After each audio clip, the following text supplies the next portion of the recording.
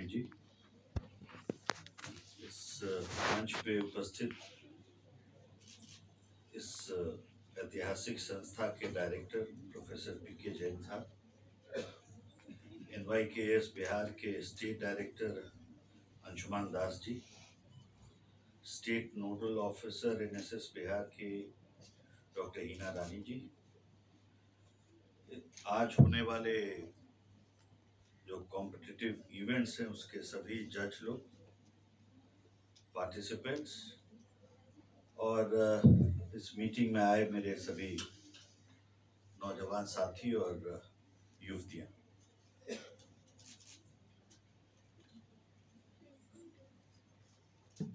शायद आज से 10 साल पहले अगर हम लोग स्मरण करें तो जो युवा से ऊपर उठी हुई पीढ़ी यहाँ बैठी हुई है उसको स्मरण होता होगा कि युवा का परिचय जो है सामाजिक जिंदगी में भारत के भविष्य निर्माता के रूप में बड़ा कम होता था। राजनीतिक उपयोग दुरुपयोग भलीभांति होता था, उसकी ऊर्जा का सही दिशा में चैनलाइजेशन हो इस पे चर्चा नहीं होती थी। लेकिन 10 साल में काफी कुछ बदल गया है। इस देश का युवा को उसके पोटेंशियल का एहसास कराना ही 9 साल में जो सरकार का जो चेष्टा और प्रयास रहा है, आज शायद उसी का परिणाम है कि पूरा दुनिया एक भारत को एक सम्मान से देखना शुरू किया। इस जिला युवा महोत्सव की भी जो परिकल्पना है वो प्रधानमंत्री श्री नरेंद्र मोदी जी के द्वारा 12 जनवरी को स्वामी विवेकानंद जी की जयंती पर मनाए जाने वाले राष्ट्रीय युवा महोत्सव से प्रेरित है। और प्रधानमंत्री जी की ओर अगर स्वामी विवेकानंद जी की प्रेरणा का ही फल है कि युवाओं की ऊर्जा को आज एक महोत्सव का रूप दिया गया है। तो युवाओं के लिए बड़ा महत्वपूर्ण काल भी है, क्योंकि युवा का ऊर्जा तय करने वाला है भारत का भविष्य। ये बड़ा साधारण बात लगता है और लगता है कि हर नेता संबोधन में इस बात को तो बोलते आ रहा है दशकों से, लेकिन एक बात तो आपको मानना पड़ेगा कि हम आधुनिक भारत के इतिहास के एक ऐसे कालखंड में हम खड़ा है जो मेक और ब्रेक का डेफिनेशन के एज पे, जिसको कस्प बोला जाता है, मोड़ बोला जाता है, उस पे हम खड़ा है। क्योंकि उसका बड़ा सीधा लॉजिक है कि अभी पूरे विश्व की आप जो व्यवस्था है उसको आप देखिएगा तो अगर सरलता से समझिएगा कि पूरी दुनिया की स्थिति क्या है और क्यों भारत एक आशा का किरण बना हुआ है, तो बड़ा सिंपल चीज है कि India is young and demography is destiny. If Japan is old, China is going to be old. And Europe has aged, वो बूढ़ा हो चुका। लेकिन सबकी ख्वाहिश है कि हम सबसे अमीर हो और सबसे पावरफुल। लेकिन ये संभव कैसे है? और संभव है तो किसके लिए है?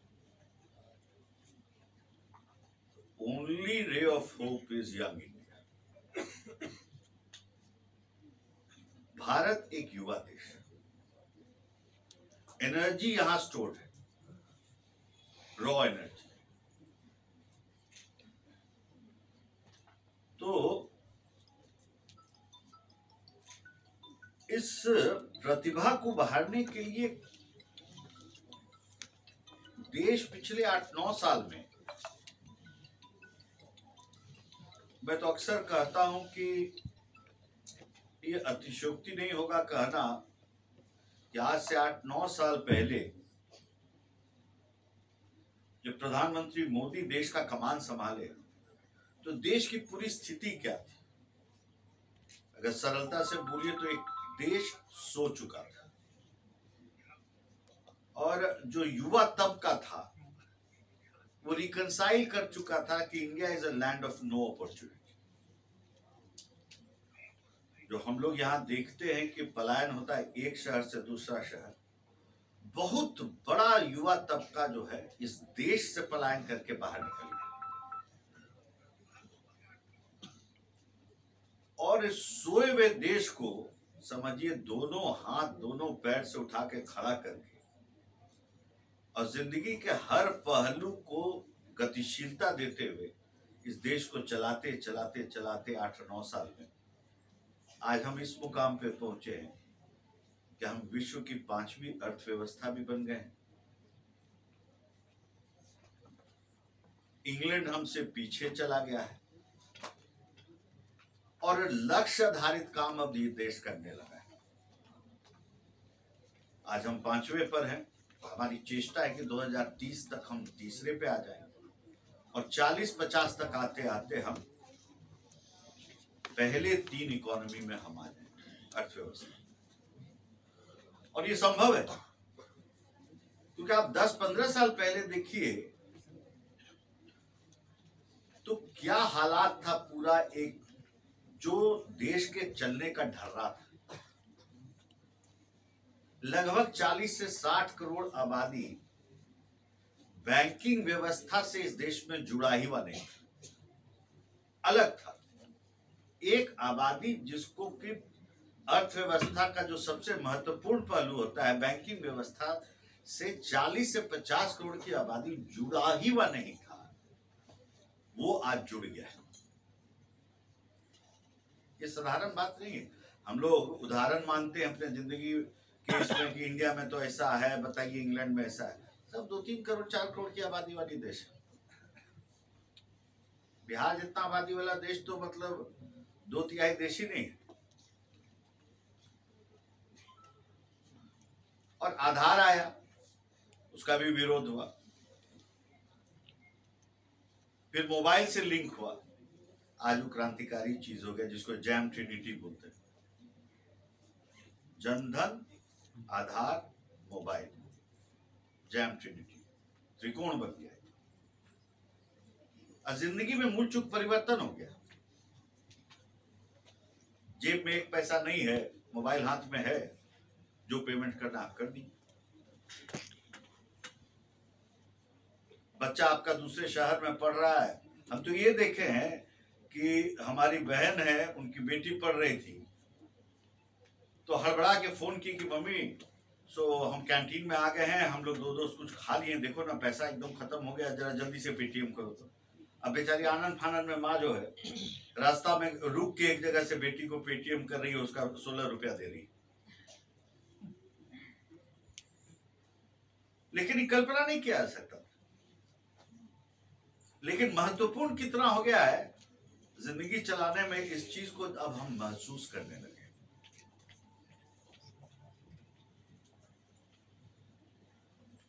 देखिए, युवा शक्ति क्या होता है? युवा शक्ति प्रैग्मेटिक होता है, व्यवहारिक होता है, और वो न और नहीं जो है उसके शब्दकोश का हिस्सा नहीं। वो शुरू ही करता है अगर ठान लेता है कि कैसे नहीं होगा। जैसे बुजुर्गियत आता है हम कहते हैं कि इसको मत करो, ये नहीं होगा। यही डिवाइड है और यहीं से फर्क होता है शुरू। आज मोबाइल के टेक्नोलॉजी में हम 2G आया, मोबाइल आया, 2G आया, 3G आया, 4G आया, अब 5G की चर्चा है। आप लोग तो सब यहाँ पे NIT में बैठे हुए, और आप पता नहीं कितना आप लोग जानते हैं, जब अमेरिका में आज से 6-8 महीना पहले 5G का इस्तेमाल शुरू करने लगा पायलट सब, तो अमेरिका में 3 दिन फ्लाइट बंद हो गया था, क्योंकि वो टेक्नोलॉजी मिल नहीं पा रहा था और लैंडिंग नहीं हो पा रहा था। 3 दिन अमेरिका में कोई जहाज नहीं उड़ पाया था, वो खतरनाक स्थिति हो। हमारे IIT मद्रास के लड़के 5G टेक्नोलॉजी का जो है, यहीं पर आपको इंडिजिनस पूरा उस चीज को डेवलप करें। पहले हजारों करोड़ लेके आदमी सो इंपोर्ट करता, अब दुनिया इंडिया को समस्या नहीं समाधान के लिए देख रहा है। We are a country being looked after for solutions of the problems. रोज आप देख रहे होंगे 6 महीना जब से ये यूक्रेन लड़ाई हुआ है कि भारत चाहे तो इस चीज को सटा सकता, भारत चाहे तो इस चीज को सटा सकता। उसका कारण है, और युवाओं के बल के चलते हमारा महत्व बढ़ा है कि एक ऐसी लड़ाई जिससे पूरा दुनिया हिला हुआ है, वो एक दिन 18 घंटे के लिए युद्ध विराम अगर हुआ था तो भारत के नेतृत्व के चलते हुआ था, जब हमारे 22,000 नौजवान बच्चों को लड़ाई रोक के उसको पूरा उस देश से खाली करा के निकाल के लाए।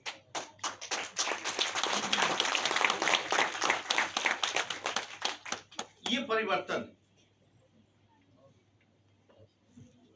कई आयाम खुल गए। पहले ओलंपिक कोई देखता नहीं था, लोग वेट करता था कि अब इंडिया का टेस्ट मैच का कब से सीरीज शुरू होगा, ध्यान ही नहीं रहता, जाएगा और आएगा, टीम जाएगा और आएगा।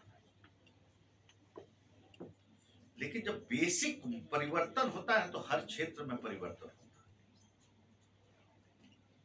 अब इंडिया का ओलंपिक का टैली इस बार देख लीजिए क्या होगा। खेलो इंडिया एक कार्यक्रम आ गया शुरू, खेल को भी उतना ही प्रोत्साहन है। अगर प्रतिभा है तो यही देश, ये एक माहौल हो गया है। अच्छा, सब चीज पे पहले यहां पे मखौली उड़ता है। पहले हंसो, डिजिटलाइजेशन शुरू हुआ तब उस पर हंसी हुई, खेलो इंडिया हुआ तब उस पर हंसी हुई। लेकिन स्वामी जी एक बहुत बढ़िया बात किए थे कि इनोवेशन के परिप्रेक्ष्य में वो कहे कि हर काम को 3 चरण से गुजरना, उपहास, विरोध और फिर स्वीकृति। कुछ भी आप देखिए, हमारा जो वैज्ञानिक था, जब पूरे दुनिया का दबाव था कि विदेश से वैक्सीन लाइए कोरोना काल में, आपका नेतृत्व था कि मान नहीं रहा था, क्योंकि उसको भरोसा था कि हमारा साइंटिस्ट सब जो है ब्रेक थ्रू के करार पर है, निकालने जाना है। बहुत प्रेशर, साधारण प्रेशर नहीं, देश के अंदर से ही प्रेशर बनता है, बाहर वाले को तो आदमी देख भी लेगा। छोड़ भी दिया गया, जाइए भाई, आप जो राज्य है स्वतंत्र है अपना, आप ग्लोबल टेंडर करिए और लाइए। एक सुई किसी को नहीं मिला, बच गए सब लोग। वैसे वैसे जो राज्य जो ज्यादा उफान मचाए हुए थे, वहां के लोग बच गए। दिल्ली ग्लोबल टेंडर किया, महाराष्ट्र ग्लोबल टेंडर किया। भारत सरकार ने इतना ही बोला कि हम उसके श्योरिटी नहीं लेंगे, तो काहे को कोई देने जाए। और उसके बाद जो हमारा सुई आया है तो विश्व उसका लोहा माना है। अमेरिका निकाला 9 महीने में, हम निकाले 11 महीने में। लेकिन हमारा 11 महीना वाला जो वैक्सीन है उससे बहुत ज्यादा पोटेंट है और बहुत ही ज्यादा जो है मतलब सुपीरियर क्वालिटी का है। ये अब प्रमाणित हो चुका है। इजराइल आज 5 बार वैक्सीनेशन कर चुका है फाइजर से, और वही परसेंटेज निकाला है कि इसका जो एफिकेसी क्या है, इसका इफेक्टिवनेस क्या है, 38 से 41%। यहाँ सब लोग देखिए, एक भी आदमी मास्क नहीं लगाए हुए।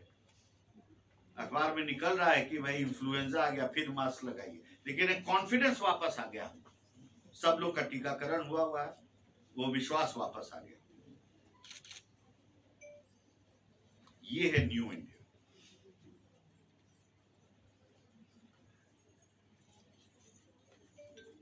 मेरा आप सबसे यही गुजारिश है कि बहुत कुछ बदलाव हो रहा है।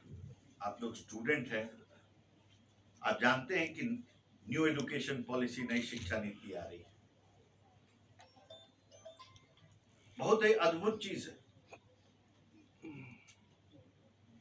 अगर रीजनल लैंग्वेज की बात करें तो 12-13 रीजनल लैंग्वेज को भी अभी पहले चरण में उसको चयनित किया गया है। आप मेडिकल दे सकते हैं, आप कन्नड़ में भी दे सकते हैं, हिंदी में भी आप दे सकते हैं, जो आपको कंफर्ट। आप इकोनॉमिक्स पढ़ना चाहते हैं तो इकोनॉमिक्स पढ़िए, और साथ में अगर मन है आपको कि हम और भाषा सीखना चाहते हैं तो आप जापानी भी पढ़िए। एक के बदले 2 जगह आप एडमिशन लीजिए।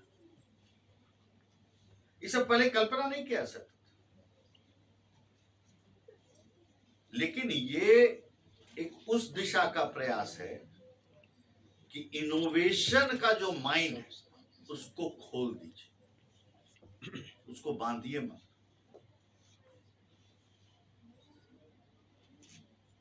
इनोवेशन तभी हो सकता है जब माइंड वॉन्डर करे, सकारात्मक रूप से।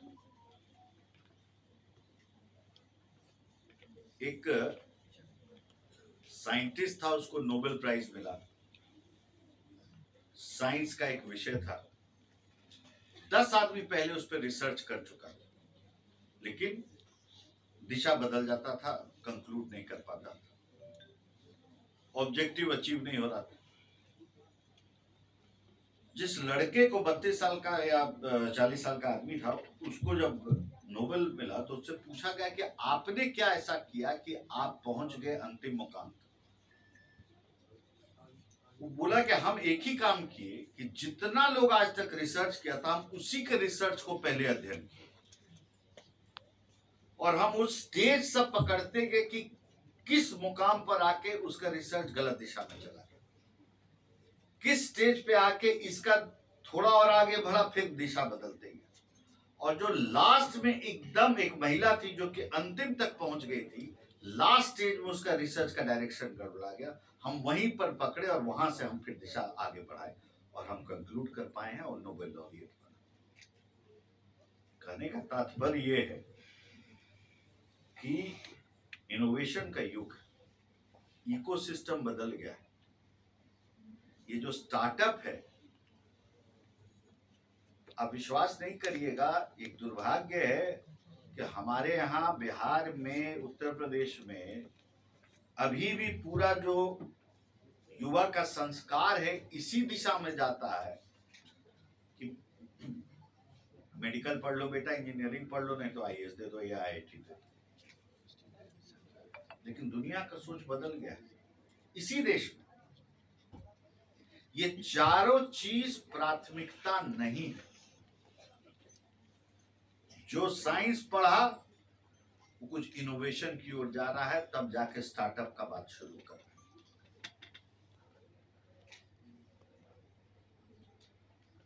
माइंड कैसे काम करता है, कई उदाहरण इस देश में, और जानकार उदाहरण नहीं। कोरोना काल में नेशनल लॉकडाउन हो गया। महाराष्ट्र में, बंबई में किसान के बच्चे थे जो काम कर रहे थे, नासिक और शोलापुर के, और जब घर अपना शाम में बात करते थे तो देखते थे कि माँ बाप सब, पूरा परिवार परेशान है। क्यों परेशान है? हरी सब्जी की खेती करते थे लोग और उपज एकदम तैयार है, और नेशनल लॉकडाउन लगा हुआ, एक गाड़ी नहीं चलने वाली, बर्बादी के करार पे पूरा किसानी। करे तो क्या करे, कोई समाधान भी नहीं था। आपको याद होगा नेशनल लॉकडाउन। 5 लड़के वहां के मुंबई के कमिश्नर से मिले, बोले कि सर हाहाकार आपको मुंबई में भी मचा हुआ है सब चीज का, तो नेशनल लॉकडाउन है, सब कुछ बंद है, तो काम कैसे चलेगा? तो हम लोग को अनुमति दीजिए, हम लोग आज ऑर्डर लेंगे, डोर डिलीवरी करेंगे। वो बड़प्पन उस पदाधिकारी का कि उस चीज को की गंभीरता को समझते हुए वो अनुमति दे दिया। पूछा कि करोगे कैसे? बोला एक ऐप हम लोग बना रहे हैं, आज रात तक में बना लेंगे और उसको ऐप को लॉन्च कर देंगे, जिसको देना 24 घंटा का टाइम चाहिए। और आप विश्वास नहीं करिएगा, वो 5 लड़का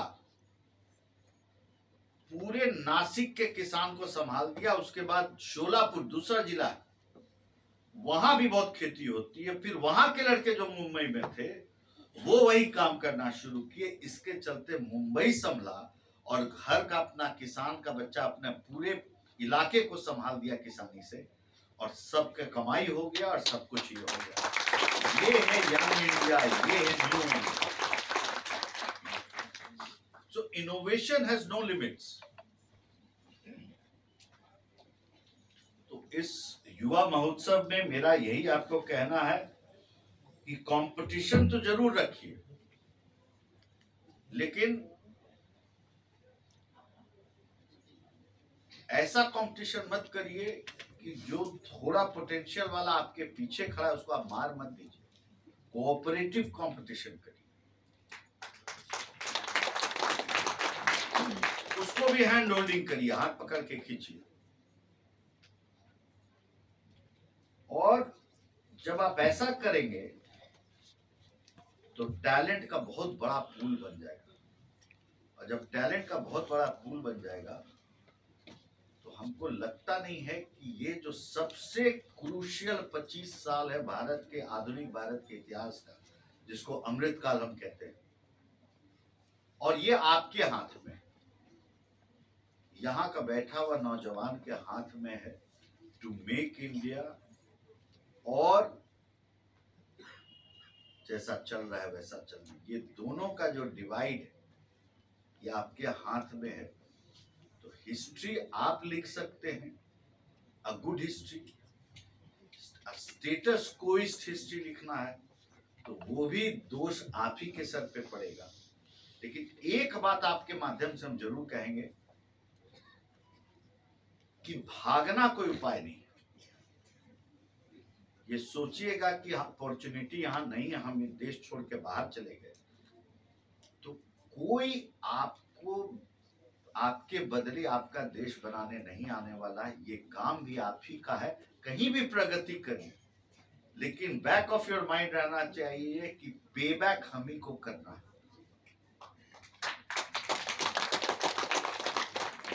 इजराइल एक नया देश बना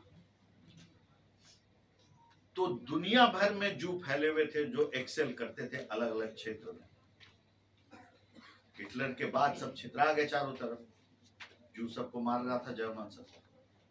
लेकिन जब इजराइल नया देश बना तो दुनिया भर का जू चला अपना देश बनाने,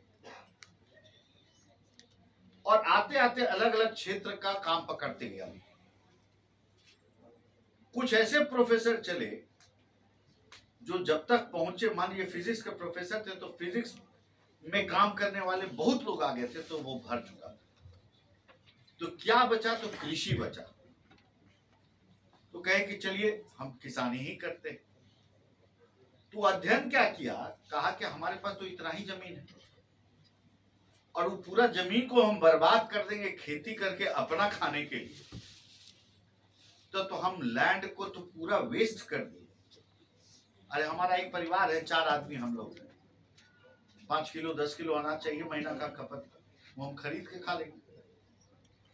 लेकिन लैंड को हम कमर्शियल यूज में डालते हैं और अपना पूरा साइंस का जो नॉलेज है उसको इसी में लगाते हैं। तो मार्केट स्टडी किया, जिस समय खाने का आपको आदत हो गया, जैसे हरा चना कैसे यही 2.5 महीना हम लोग को मिलता है पटना में, बिहार, इंडिया में तो कहीं मिलता भी नहीं। अब जो खत्म होगा 8 महीना नहीं मिलेगा। लेकिन हर एक आदमी इंतजार करता है कि हरा चना, पहला बार जिसको लाल गमछा पे मोड़ पे बिकते हुए दिखता है लोग कहा कि हरा चना मार्केट में आ गया, जो पारंपरिक रूप से यहाँ का एक हर घर में एक चर्चा का चीज होता है। तो मार्केट को अध्ययन किया कि कब जरूरत कब है और नहीं मिलता है बाजार में वो सामान। अब जैसे लीची है, भारत का लीची ऐसे समय पे उत्पाद होता है कि पूरा यूरोपियन मार्केट में आपको लीची नहीं रहता है, ठीक इसके बाद आ जाता है और इसके पहले भरपूर रहता है। उसी समय का टेक्नोलॉजी का इस्तेमाल करके हर चीज का पैदावार इजराइल में, वो फिजिक्स का जो प्रोफेसर था अपना पूरा बुद्धि ज्ञान लगा के उसको डेवलप ही करने लगा, उसी समय में मार्केट बेस्ड ग्रोथ करने लगा। और आज कृषि के क्षेत्र में इजराइल का जोड़ा नहीं है, पूरा ड्रिप इरिगेशन आप देख रहे हो वहीं से चला हुआ है। तो कहने का मतलब है उड़ान के लिए देश तैयार है, आपके लिए पूरा रनवे तैयार है। उड़ान अब आपको भरना है और देश का नया इतिहास युवा को लिखना है। और चंद पंक्तियों के साथ अपनी बात को खत्म करता हूं कि मंजिल उन्हीं को मिलती है जिनके सपनों में जान होती है, पंखों से कुछ नहीं होता, हौसलों से उड़ान होती है। बहुत बहुत